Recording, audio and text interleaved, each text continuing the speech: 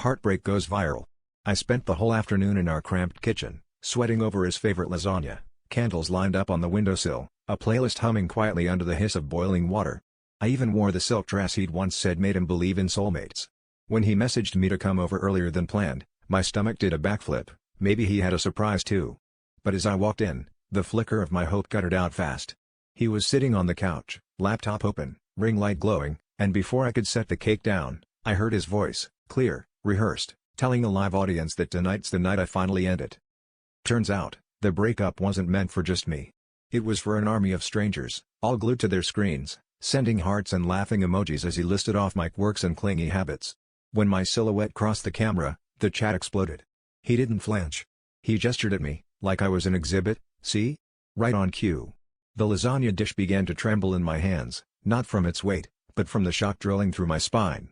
I wanted to scream, to grab the laptop and fling it out the window, but all I managed was a strangled, "Why are you doing this?" He never once looked away from the camera. In the comments, someone asked if this was real or some kind of prank. He laughed, so coldly it made my skin crawl, and said, "You can't fake this level of desperation." That's when I realized there were more secrets, an entire online persona built on mocking our relationship, live streams where he'd dissect our arguments, private DMs to fans who egged him on. My reality had been chopped up and fed to the internet, piece by humiliating piece. I left the lasagna on the coffee table, the candles forgotten, the silk dress useless armor. As I walked out, I caught my own reflection in the dark window, eyes swollen, but mouth set hard.